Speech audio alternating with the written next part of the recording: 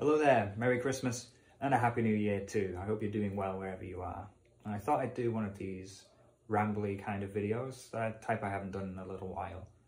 I just want to talk about where I am right now and then do my favourite thing, which is just chat about some games for a bit. So normally I live in England, but right now I'm in Japan. I'm in Okinawa, which is one of the southernmost islands of Japan. And I've never lived away from home before. It's been a really quite a strange experience. I've got like some props here to sort of help me out. So if you're moving to a new country, I don't know if you've ever done it before, there are things that become problems that you've never considered before in your life. So, quick question, what's that? What is it? Give you a chance to think. I mean, it's 100% something. It's probably something you eat or drink, isn't it? It's got to be a drink. But what actually is it? All right, here's another one. This one's a bit easier. It's got some pictures. Yeah? Pictures of cows and stuff. It's probably milk, right? Yeah. They're both milk. Okay? Except this one is cow milk. And this one is bean milk. So in other words, milk and soy milk. Well, and depending on your situation, that's an important distinction, isn't it? So, like, just imagine that. Imagine walking into a shop and being, like, unsure what's milk and what isn't. I mean, that could have been milk, could have been orange juice, could be coconut water, could be anything, really, couldn't it? So imagine that. But for everything, you know, everything, like, I walked into a shop the other day and I wanted to buy toothpaste, and I suddenly realised I had no idea. I'm like, is this toothpaste? Is that denture cream? Is this for whitening? Is this for sensitive teeth? Is this for... I haven't got a clue. And I knew the word for toothpaste, and I could probably recognise the kanji for toothpaste. But still, it was quite tricky just to buy a tube of toothpaste. It's not so bad. I've been in Okinawa for about 3 months at the time of recording now. So I'm getting used to it. A girlfriend bought me this book, which is the basics of cooking, basically. So it's a cookbook. So it says something like, even beginners can make delicious things. And I've been learning how to cook because I haven't, even back home in England, I didn't cook that much. And now moving to Japan, it's like, what little recipes I did know, you either can't get the ingredients or the ingredients are pretty expensive over here. So like cheese, for example, is crazy expensive in Okinawa. I mean, everything's expensive in Okinawa anyway, because it's a little island. They have to import everything. So that makes everything more expensive to begin with. But yeah, but stuff like anything that's dairy, cheese, milk, cream, super expensive. So I've been learning how to make stuff. In fact, the recipe that's on the cover of this book, raw cabbage, I've made that a couple of times now, once with help and then once all by myself like a grown-up. And it turned out pretty good. Anyway, so why am I here? Why am I living in Okinawa? Well, for two reasons. One, I wanted to join my girlfriend in Japan. And at the time, Japan's locked down. It's only just recently opened up. So one of the only ways I could get here was by getting a student visa.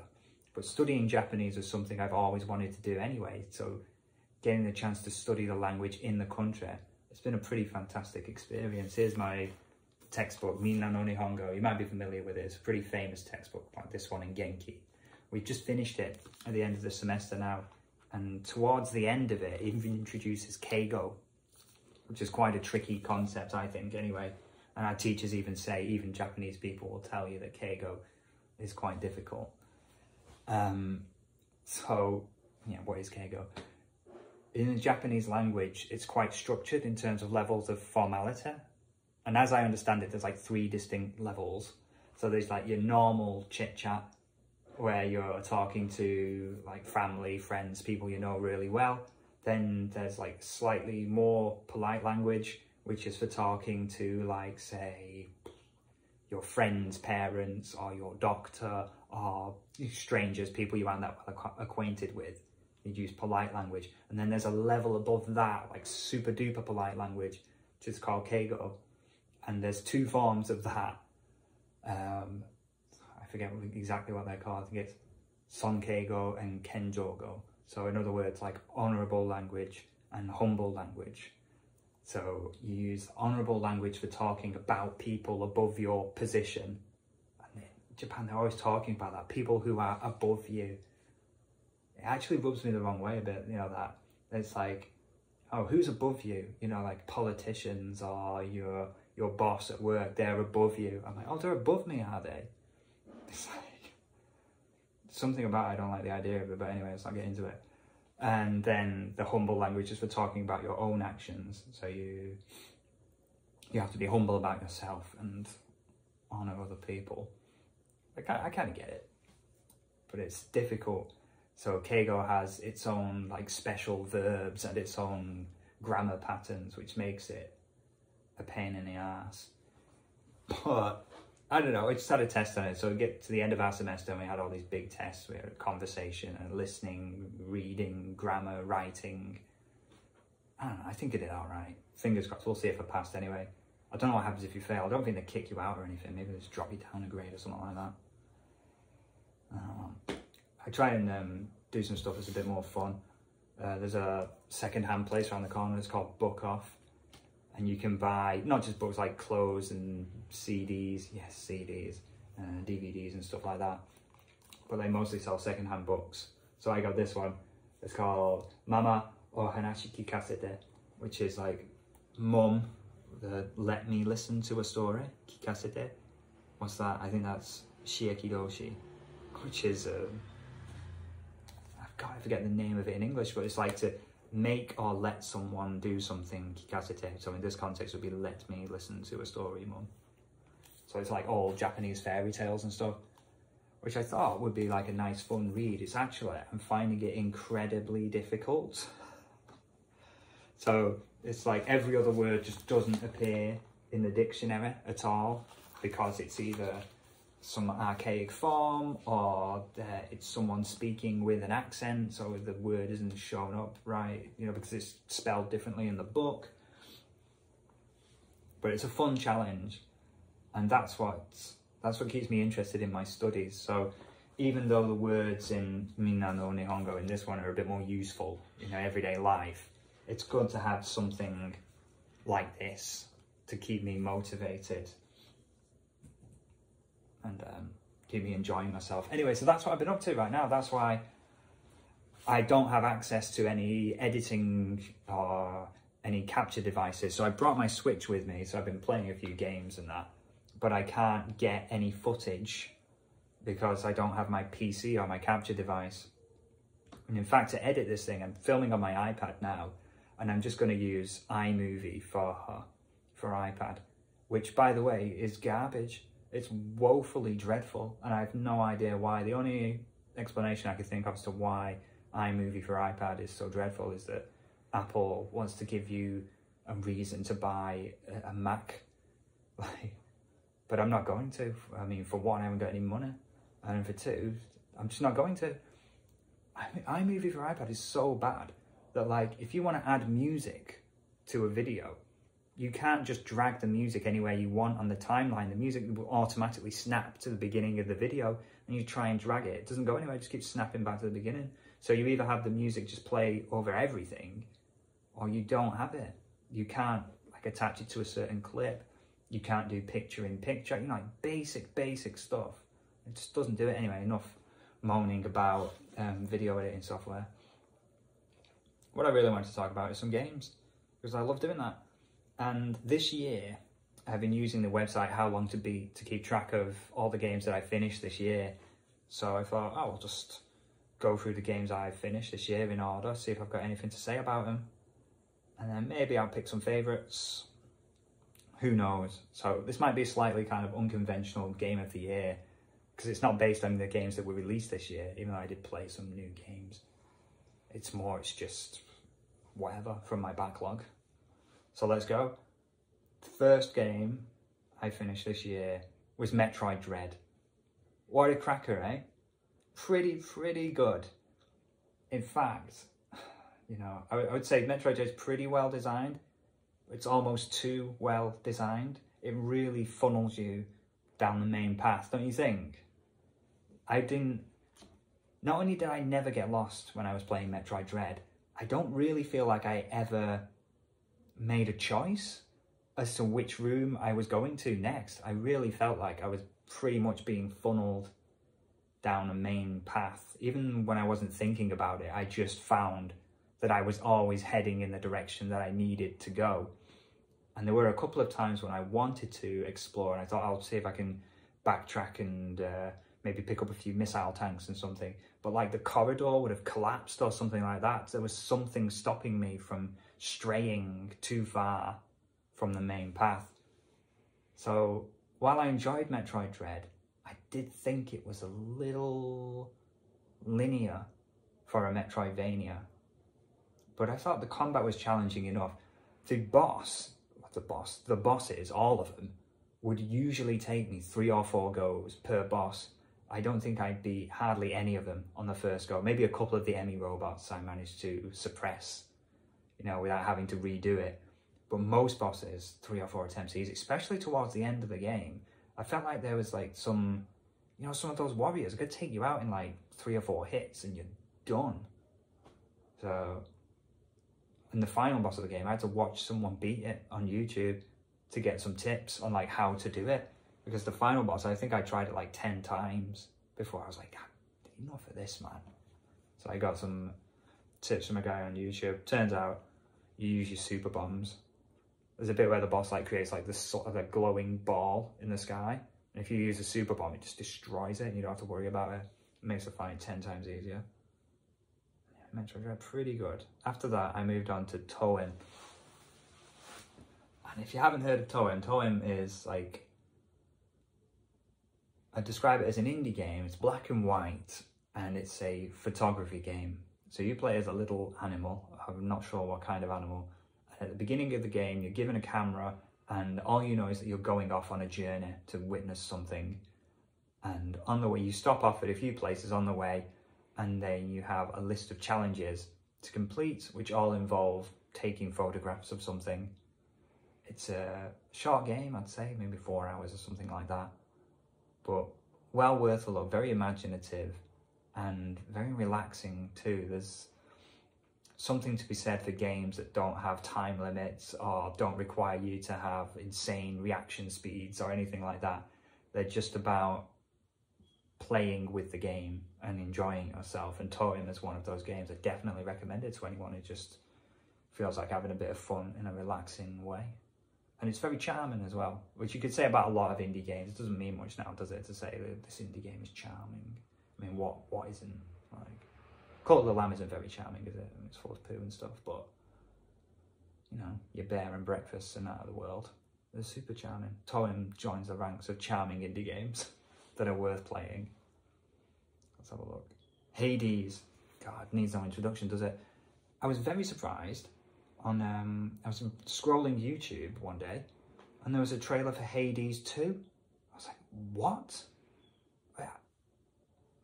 I love games. I mean, it's hard to overstate how much I absolutely bloody love them. And I'm usually all over it. Like, if there's any news, especially of a franchise that I'm interested in, I'm normally right on top of it. But Hades 2 came out of nowhere. I had no idea they were even considering a sequel to Hades. Never mind that there was enough of it there they could throw a trailer together. I mean, it looks great, but man, I don't know. I played Hades for like what, 50 hours or something, and I only just managed to like beat one successful run I did, and then I thought, that's it. That's enough. It was so difficult. There's no way I'm gonna like do it like 10 more times and use all the weapons and then like use those modifiers that make it even more difficult.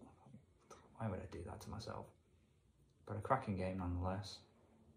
What's the next one? There aren't that many, by the way. I buy a lot of games, I play a lot of games, but I don't finish that many. The next game I finished in 2022 was Horizon Zero Dawn. And I think that is the only PS4 game I finished this year. Yeah. So, Horizon Zero Dawn. And I know the new one came out. Was it this year or last year that the Horizon Forbidden West came out?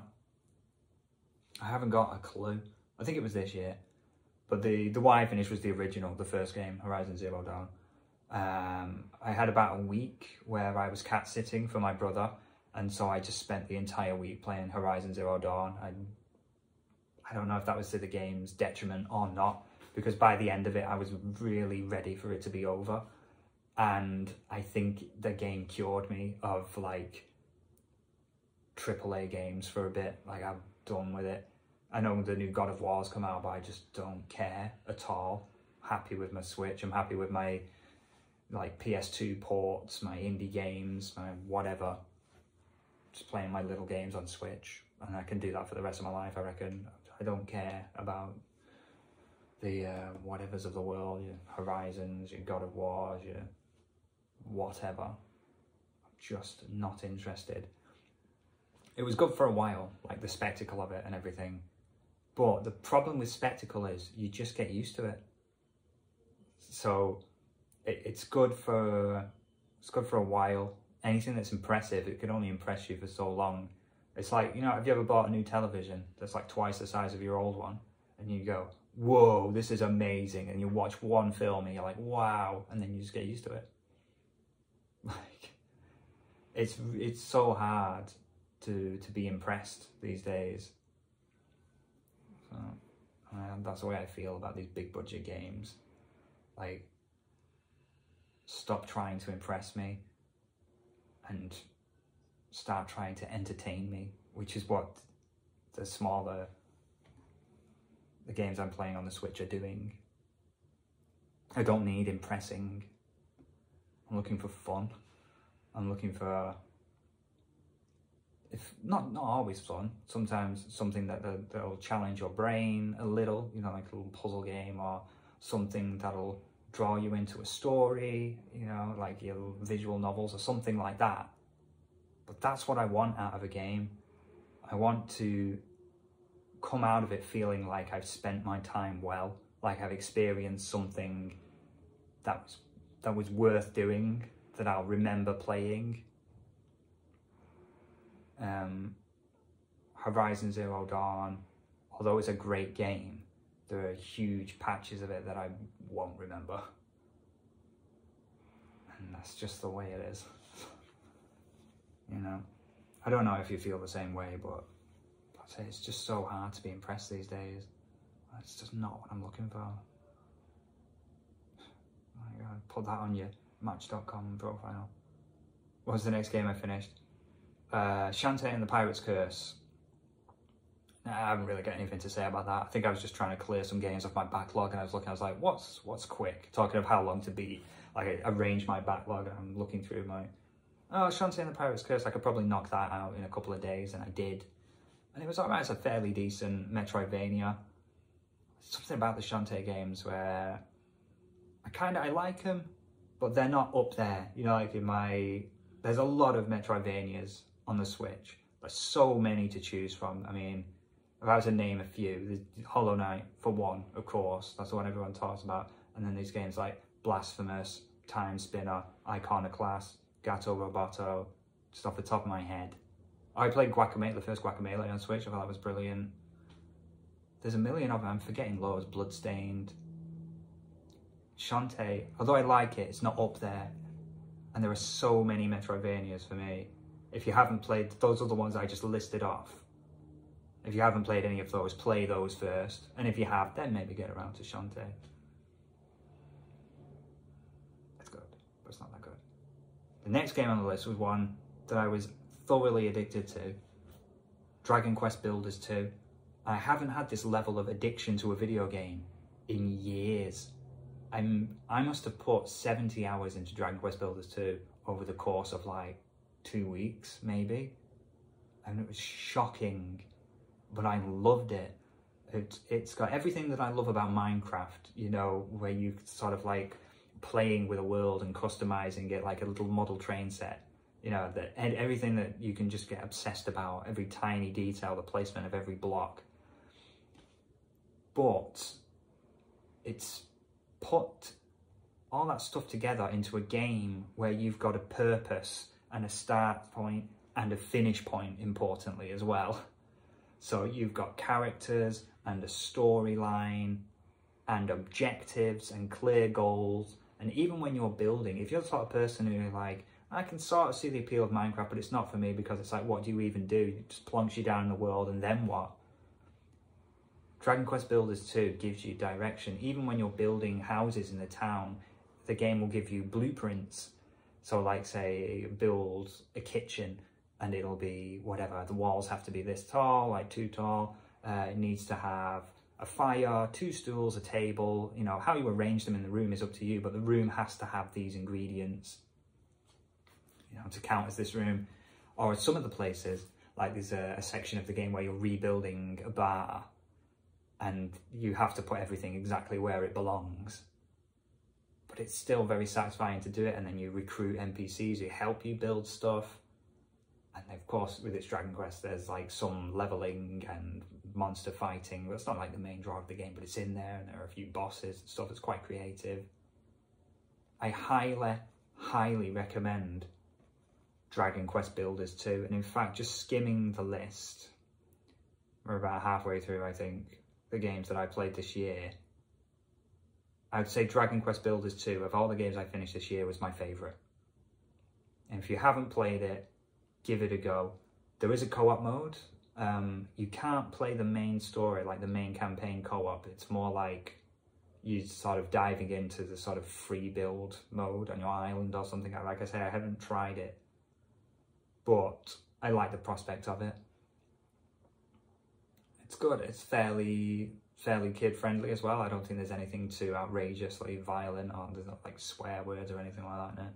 I'd say it's a game anyone can play, and it's just cracking. Especially if you like to just try something that's like a little bit creative, but you don't have to, like, there's not too much demands on your own imagination. Like, you can run with it as far as you want in terms of your imagination, but if the very idea of that is exhausting to you, then you don't have to worry about it at all. There's enough direction in the game where you always know what you're supposed to be doing, and you've always got a goal to be working for. Honestly, it's a cracker.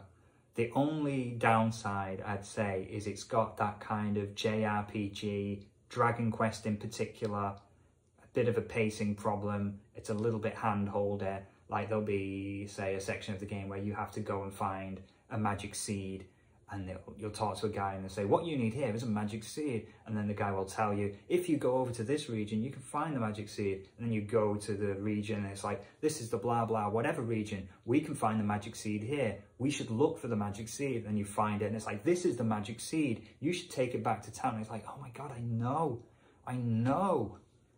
Why is it so difficult for games to get it right? You know, the level of persistence, the amount to which they should remind you what you're doing. Like, a good game, you should be able to, no matter what's going on, no matter how long it's been since you last picked up your save file, you should be able to hop on and then very quickly know, like, roughly the direction you're supposed to be going, or what your objective is, or what's going on. There should be a very quick way of finding out, but in an unobtrusive way. Dragon Quest Builders hasn't got the unobtrusive part down. It's very obtrusive in the way it prompts you on what to do. But I enjoy the rest of the game so much that I don't care. Just know going in that in certain sections of the game, and I think especially early on, it's a little bit like you go at the game's pace. The game does not go at your pace. But it's worth it. It's so good. Anyway, next game on the list, Super Robot Wars T. Yeah, that's been out on the Switch for a while. I love the Super Robot Wars games. I usually justify spending money on them to myself, because it's like, oh, if I buy this, it's like buying study material because I can use it to practice Japanese. It's just an excuse to buy games with robots in them. And I finished a run through on Super Robot Wars T this year. So it joins one of the very few Robot Wars games that I've ever finished. Those include MX Portable on the PSP, that's the first one I ever finished. And I think Super Robot Wars Z3 on the PS3 I finished as well. I think that's it. Wow. 3 out of whatever, about 10 or so that I own. The next one. AI The Somnium Files. It's a visual novel, but boy, is it a good one. So, wow. How do I... Oh, God. Right, you know what a visual novel is, don't you? Of course you do. So the premise of AI The Somnium Files, you play as a detective who has a bionic eye and no memory of their past. And at the beginning of the game, there's a murder. You found a body on the horse of a merry-go-round. And it's like, who killed this person? Why were they killed? Why does the detective have no memory of their past? And go. Like, spend the next 50 hours figuring it out. It's a cracker. It's got everything a good visual novel should have, which is it's got a colourful cast of characters who you get to know over the course of the game. It's got branching storylines for you to explore. So if you make a decision, if you choose to go to one location or talk to one character over another, then the storyline branches and you get that little diagram in the menu, which I love to see. So you can see where the story is branching. You can jump around and go back, make different decisions to fill out the tree. Cracking, I love doing that in visual novels. And importantly, most, if not all of the endings are worth watching. They're really satisfying, really quite emotional in parts, but the game also features one of the worst, I mean, honest to God, it gives Swim This Way, you know, Swim This Way from Kingdom Hearts 2. Swim This Way is the absolute worst song in a video game, but the one from Somnium Files is pretty close. And there are moments in the game where you're like, what is the tone of this game? Just what is it? It's ridiculous. Like I said, there's moments of like genuine sincerity, pure emotion. There are moments of true revelation. You know, it's really thrilling to, as you like putting the pieces together and figuring this mystery out. And then there's a moment where you like distract gun-wielding assassins by exploding someone's lingerie so that a bra and panties falls on the floor, and all the people like, you know, in the street with guns and stuff, they go, "Huh, what's this? A gift from the heavens," or something like, and it's like, what? Are you, what? And I, honest to God, I thought it was like, this has got to turn out to be some drug-induced hallucination or something. But no, it's like those events in the course of the story actually happen. And it's just nonsense. It takes you right out of it. You're like, this would... And to be clear, this is a science fiction story where there is a device that allows you to look inside the minds of people and wander around inside their dreams, you know, and solve puzzles to unlock their memories. Like, I'm totally okay with that. But then I'm looking at this, like, someone getting distracted by a pair of pants and going, I don't believe it.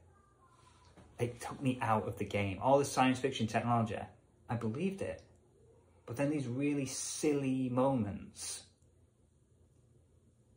it breaks the world for me.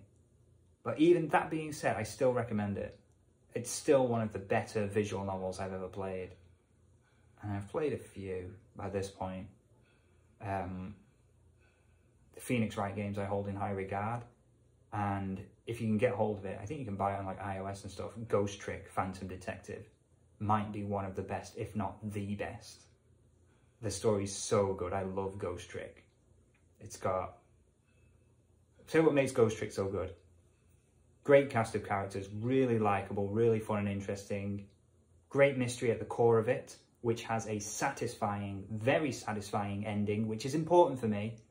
If a game's got a good mystery and a good plot to it, that's all very well and good. But if it can't wrap it up with a good, satisfying ending, then for me, it was all for nothing. Like, it's like the whole game's a waste of time, but you don't get to realise that until it's all over. That's how I feel about You Know. I've never put so much time into a game that I hated than You Know. Y-U-N-O. You know a girl who chants love at the bound of this world, or something like that. there's a game that had an intriguing premise and a good story, but the characters were universally unlikable, almost to a man. The gameplay was supremely frustrating. The writing was unbearable in places. In places it was totally fine, but in other places, just so redundant. The dialogue was just like an alien had written it. Like, I'm like, nobody talks like this. My God. But I put the time into it because I was invested in the events of the story. I wanted to know what the mystery was about. But it's just a load of old bollocks. Oh my God. Look, I can't start talking about you now because I'll just go on forever. It's just every aspect of it that frustrated me. RPGfan.com written a glowing review about it one time about how like it's an absolute classic of the genre. But they failed to mention the fact that the ending really sucks and it's full of super frustrating, redundant dialogue. And like there'll be like moments where story-wise, like something quite urgent's going on. Like you'll say you're stood outside a house and someone inside screams and the character will go, I should go inside and find out what's happening. So you just click the door to go inside, but he's like, wait a minute, I should like confirm the situation first. And you're like, what? Well, what? Okay, so you click on the house. Someone just screamed inside that house. You're like, okay, click on the door. Wait a minute, I should see what's... And you're like, okay, you click on the window. You go, it's the window to my house. I can see from inside that there's some struggle occurring. You're like, okay, let's go inside. It's like, no. And so you're just clicking around and like just examining random odd bits and bobs. It's the hedge in front of my house. That street leads into town. I shouldn't be going into town now. I should be checking out what's in the house. Until your character is satisfied with some arbitrary level of faffing around that he's then happy to go inside the house and see what's going on. And it's like every time you move somewhere, there's like a box of dialogue. You walk down the street. I walk down the street. I'm outside my house now. Click on the door. It's the door to my house. You go inside. I'm inside my house now. You're like, I don't need this. I don't need this for 50 hours.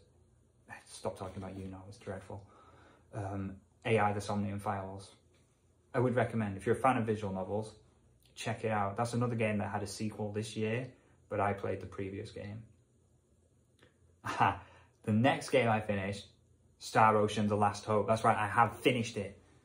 And I know the Let's Play is up to like episode 22 or something like that. And it's like the penultimate episode. I've actually finished Star Ocean 4. And in the end, I thought it was a good game. Like, I enjoyed it. Despite all the crap that I talk in that video series, I do like Star Ocean 4 now. Only problem is, the recorded footage and my commentary is all on my dad's Mac at home in England. And I just never got around to editing it before I left for Japan. So now, what? I don't go back to England until sometime in 2024, maybe. Like, that's the current plan. I'll go back first half of 2024 once my school finishes. But, you know, anything could happen. So, coming 2024, the last episode of Star Ocean. Whatever. What's the next game I played? Oh yeah, I did a replay of Final Fantasy VII, the original, the PS1 version, of course. Well, I say the PS1. I played a port of the PS1 version on the Switch. Cracking. Does it hold up? Yeah. Yeah, of course it does. It's Final Fantasy VII. Now, Square Enix, oh my God. They had some goodwill with me because, you know, because I've got a lot of nostalgia for them. I mean, they published some of my favourite games from the PS1 era when I was growing up. And, you know, more recently, they did a cracking job, I thought, with the Final Fantasy VII remake. But they're sliding onto my naughty list, Square Enix. They're not quite up there with, say, Ubisoft and Activision Blizzard, whose games I will never, ever buy again as long as I live, not unless something really big happens over those companies. But yeah, so Activision and Ubisoft can just forget it. No, I'm not even, you know, people saying Mario and Luigi's, Rayman Rabbids, Sparks of Hope, whatever it's called. Apparently it's a really good game. But I'm not going to buy it because it's a Ubisoft game. Sorry. And it's like, it actually makes things easier for me. My backlog is gigantic, so it's almost a relief. It feels like quite a luxury for me to be able to just happily ignore an entire company's catalogue of games and be like, just takes the decision out of my hands. I'm like, well, you scumbags, you're not having my money, and I save a bit, and it gives me time to play some other stuff, so great. To be clear, I don't think the people who made Sparks of Hope are scumbags. I don't think that at all. I'm sure they're excellent people. But Ubisoft as a company has a lot to answer for. And I don't think it has answered for it. So they're not having my money. It's as simple as that. Oh yeah, so Square Enix. Square Enix is sliding onto that list with some of their decisions. And recently, it seems like they're kind of milking Final Fantasy VII for all that it's worth. Like, they did the remake of Final Fantasy VII, Part 1, which I was all on board for, and it was fantastic. And I'm like, great, we'll keep this up. Now, it's a planned trilogy, I believe. They've done the Integrate DLC that had Yuffie in it. I haven't played that. I mean, I haven't got a PS5. But that seems good. And, you know, Episode 2 on the horizon, looking great. But then there's a lot of other stuff kind of knocking around too. And I think, are they working on like a mobile game that's like a version of Final Fantasy VII, but they take all the bits and pieces, all the compilation of Final Fantasy VII, whatever they're calling it. So like the story from Crisis Core, maybe Dirge of Cerberus, the original Final Fantasy VII and everything, and just kind of like, so that you could play through the timeline of Final Fantasy VII from beginning to end in sort of one mobile game package. I don't even know if I've got that right or not. But there's that. And then there does seem to be just a lot of Final Fantasy VII kicking around at the moment. And it doesn't feel like it's coming from a place of like, oh, people love Final Fantasy VII and we as a company are proud of the game where we made it. We want to produce something new to show our love and respect for this series and, you know, give the fans something new and exciting to play. Even though that is just a bunch of wishful, magical thinking, it kind of felt like that when Final Fantasy VII Remake Part 1 came out. But now it doesn't. Now it just feels like a bunch of people going like, what else can we put Final Fantasy VII on? How else can we extract some money from this franchise? Whatever. I'm done with it. Just play the original. It's still good. I mean, caveat, it's still good if you like RPGs. There's some stuff about Final Fantasy VII that's dated, not least of which is the look of it. It's quite rough around the edges, you know, if you're used to modern games. Any PS1 game will look a bit like that.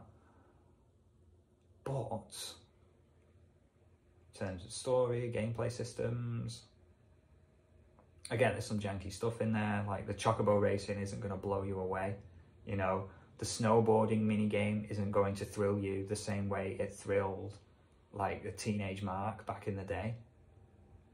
It's just not. It looks like garbage and it plays like, I don't know, it plays like an overloaded steamroller slipping down a gravel driveway, what it plays like.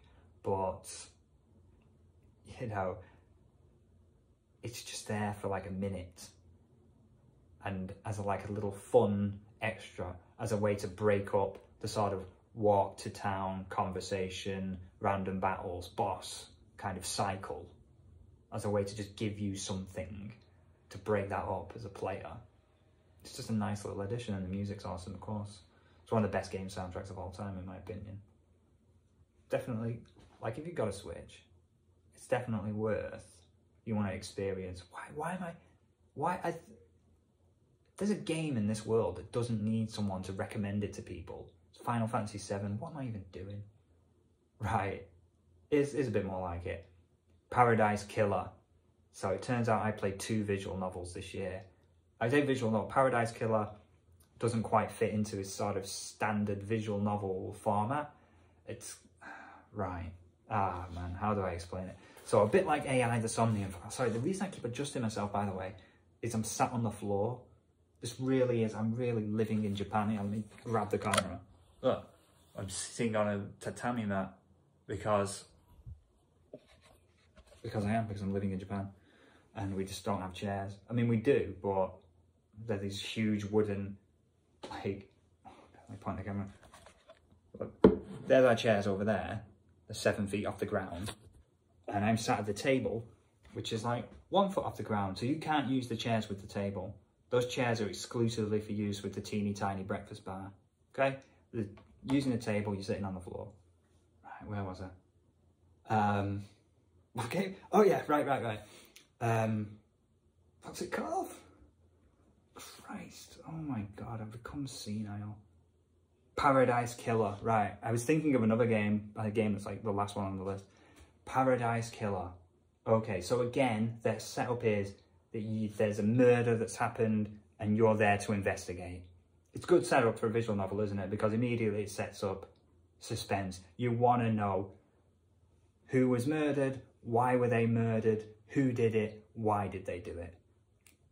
Simple questions, compelling questions, and it's up to you as the player to get to the bottom of it, find out the answers. The thing about Paradise Killer is it's not as simple as that, and nothing about the setup of this game is simple. If I try to explain it, I sound like a mad person, so here we go. Imagine there are gods. A bunch of people are trying to appease their gods by building a perfect island, okay? But inevitably what happens is that demons appear and corrupt the island. So the island has to be abandoned so that a new island can be built, which will hopefully be more perfect than the last one and last a little longer before demons arrive again and corrupt it and the whole cycle starts over. Now, every time the island is corrupted by demons, are you following this? All the inhabitants are sacrificed, killed off, and you start fresh on the next island. So, as this game starts, you're at the end of an island cycle. So, you're wandering around this island, there's basically nobody on it, apart from a select few members of the council, whatever, the people who rule over the island. And what's happened is the people at the very top of the council have been murdered in a seemingly impossible situation. It's like a room that no one could have got in or out of, but a murder occurred. And then it's like, well, but if no one's even been in the room anyway, how do they even know the murder has happened? So that's like an intrigue from the start. And you are tasked with exploring this island, trying to figure out what's happened. I mean, it's just mental. But so on the way, there's like a demon who appears and you chit chat with them. The characters are anything but ordinary. There's one guy who's a Scottish doctor who lives on a yacht who has robotic arms. That's just one character. You know what I mean? There's a bartending skeleton guy. I'm trying to think. You know, I don't want to, like, you're best off just discovering it for yourself. What I love about it, I'm going to talk about the ending now, but in a way that I believe doesn't spoil the game. But it's up to you. If you'd rather not hear me talk about the ending, skip forward a few minutes. But I'm not going to spoil it. Just mechanically, I'm going to talk about the ending in a mechanical way. So what happens is, over the course of the game, you're gathering testimony from people, you're exploring the environment to discover clues, and trying to figure out what happened, how did this murder occur, who did it. And then at the end of the game, there's a trial, and you gather all the suspects together from the island, you interrogate them, and you have a list of crimes, and as a player, you decide what happened. You just have to think about everything that you've heard, all the evidence that you've seen, weigh it up in your mind, and then you decide who's guilty for what crimes. I've never seen a visual novel end like this. It'd be like in Phoenix Wright if there was no definitive answer as to like who like murdered whoever. Do you know what I mean? It'd be like in Phoenix Wright if you had no idea if your client was guilty or innocent and you just had to decide. So at the end of the game, you're like, okay, I think this person is guilty of this crime and this person is innocent, this person's guilty of that crime and so on. And then the guilty people are executed and then you go, you leave, that's it. And there's no, as far as I know, there's no definitive ending. And the game doesn't say, oh, well done, you correctly convicted this person, or you wrongly convicted so-and-so, or anything like that. There's no scoreboard or anything. It's like, tick, tick, tick, you got the perfect ending or anything like that. You just have to make your decisions and then live with them. And then that's it. And then the game ends. And it's pretty brilliant, I think. That, for me, that's an example of... It's like you walk away from the game thinking, did I do the right thing? Only a game can do that. You can't walk away from a movie with a sense of guilt, or it'd be very difficult to anyway. But with the game, like, I was questioning my own actions at the end. Like, I immediately, once I finished it, I went to the rush to the internet and be like, what's the definitive, like, who really did this crime? Or like, because I was confident. And I felt pretty good about the decisions I made, but the fact that you execute the people who you proclaim to be guilty, it's just really good the way it makes you reflect on your own actions, or it made me reflect on my actions towards the end of the game. And the soundtrack's great as well.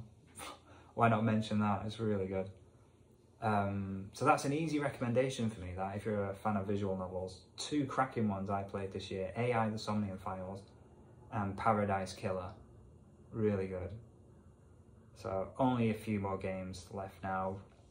Nothing much really to say about them. There was the Count Lucanor, which is a sort of indie horror game on the Switch. As a game I picked up because of a recommendation on the podcast All the Small Games. Pretty good, I enjoyed it. It's clearly, it's not got a massive budget behind it, you know. I wouldn't be surprised if it was a solo developer. I don't know, I haven't looked into it. But spooky in places, some interesting gameplay ideas where you have a limited amount of candles to illuminate this castle that you're wandering around. So where you place the candles strategically matters in the game. So, you know, like limited item management is always a good thing to use in horror games, I think. And there's some pretty disturbing moments in the Count Lucanor. I enjoyed it. It's a game you can play through in a single evening pretty easily. Not bad, not bad. Kunai. Kunai, another one of those Metroid. Remember I was talking about Metroidvanias? Again, Kunai for me, I think it's somewhere in the middle.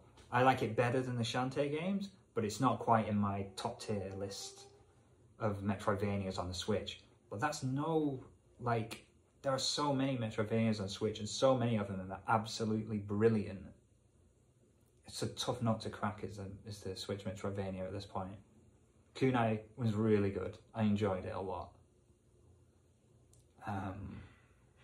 So in Kunai, you play as a character who looks a lot like an iPad. But because his face takes up like basically the entire screen of the iPad, it's very expressive, which adds a lot of, dare I say it, charm to this indie game. And it has a mechanic where you're using the kunai, these 2 knives on the end of strings, so that you can kind of swing around the levels like Spider-Man a little bit. I don't know if I utilized, like, I don't think I ever got very good at it, because I think I have a slow brain. You need a fast brain to make excellent use of the kunai. Still, that's a good 8 hours or so. Cracking. The last boss was a pain in the ass. And the final game I played this year, I just finished it a few days ago, Shakedown Hawaii. Pretty good. Yeah, Shakedown Hawaii, don't you? It's basically like if Grand Theft Auto existed on the Super Nintendo, that's Shakedown Hawaii. It has a mechanic where you're constantly buying up property on the island. So you play as the main character as like the CEO of this really corrupt company, and throughout the game you're constantly buying properties and increasing your revenue stream. So it's got that kind of addictive, watching the numbers go up kind of cookie clicker kind of vibe, right? You're buying up property and then buying multipliers to make your businesses you own more profitable, and completing what the game calls shakedowns. That's where the title comes from. There are about 80 shops and businesses on the island where you can go to them and perform a shakedown, where you either have to just intimidate the customers in the shop, or go outside and fend off a gang for a second, or make the shop's toilets explode by stuffing toilet paper down. There's a few like little various things. You never really know until you start a shakedown whether it's going to be, I'd say there's maybe like 10 different objectives split around the 80 shops. So you never know whether it's going to be like a big gun battle or just like a little joke that you have to do, or you have to jump in a go-kart and drive around and smash up enough stuff until the guy tells you to stop. But once you've completed a shakedown, then that shop will start to pay you protection money every day. So you're constantly increasing your revenue. The only thing I'll say for it is that the revenue only serves to buy up more buildings and increase your revenue further. I never really use the money for anything apart from to buy healing items every now and then, but they cost a pittance. Like the money you earn just by casually like running pedestrians over in the street or just smashing mailboxes open will easily cover your expenses on candy bars and stuff to keep your health topped up. Like you never have to buy guns or anything like that. You just find them lying around the place.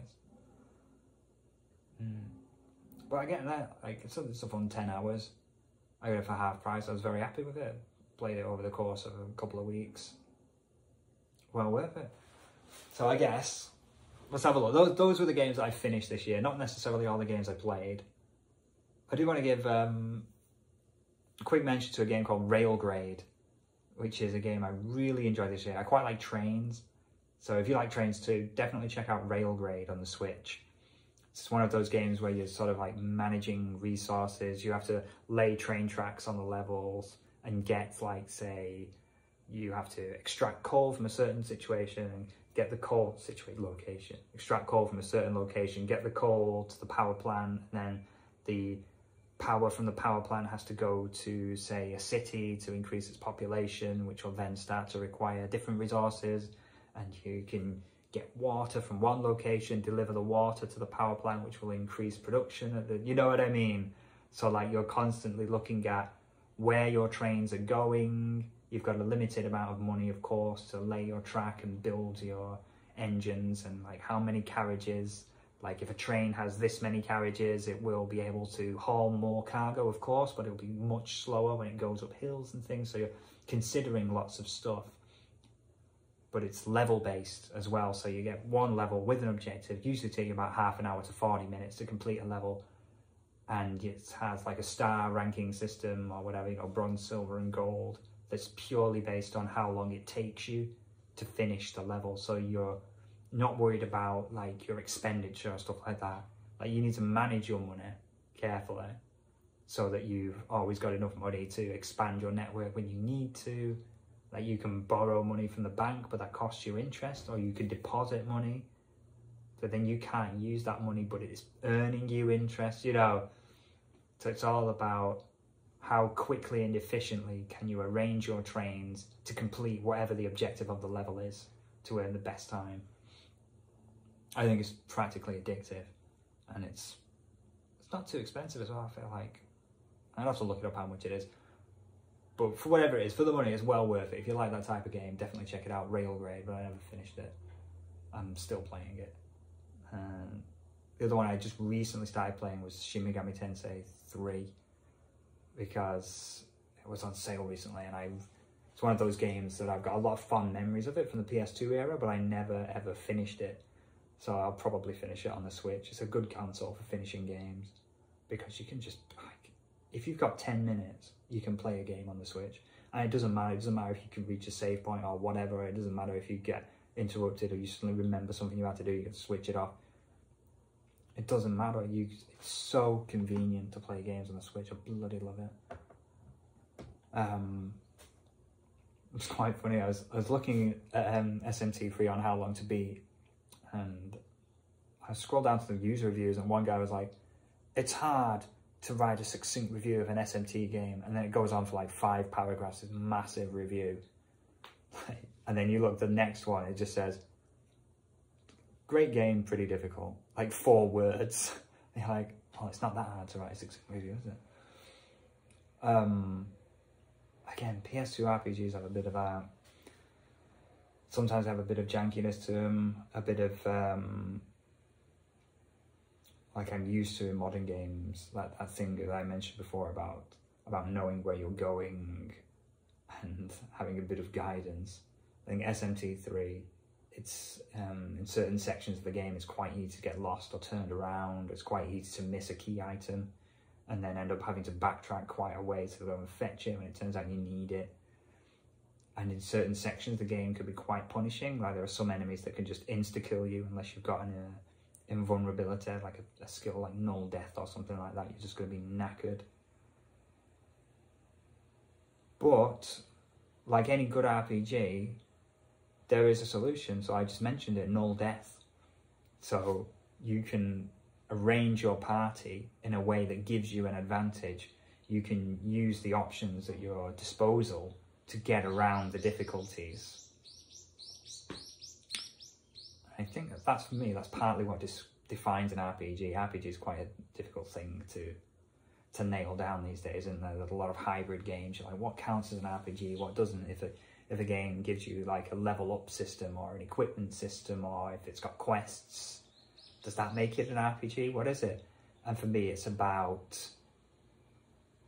what I just mentioned. So if primarily the way that you overcome a challenge is by becoming more skilled or more dexterous at the gameplay systems, do you know what I mean? Like in a game like Bayonetta or something, the way you overcome a combat challenge is by practicing, is by getting accustomed to the different weapons and becoming more skilled in their use. But for me, in an RPG, the way that you overcome a challenge is by considering your character. What equipment are you using? What skills do you have equipped? Are you properly leveled to meet this challenge? You know, do you have the right stuff? Like in an RPG, you can arrange yourself to give yourself a better advantage, I think. So it's hard to express exactly what I mean, but I think I've done a good enough job because I've been going on for an hour anyway, and I sit here trying to figure it out. Anyway, I hope you've enjoyed getting to have a little chat, by which I mean just listening to me ramble on for ages and ages. Those are the games I finished this year. Let's do a quick rundown.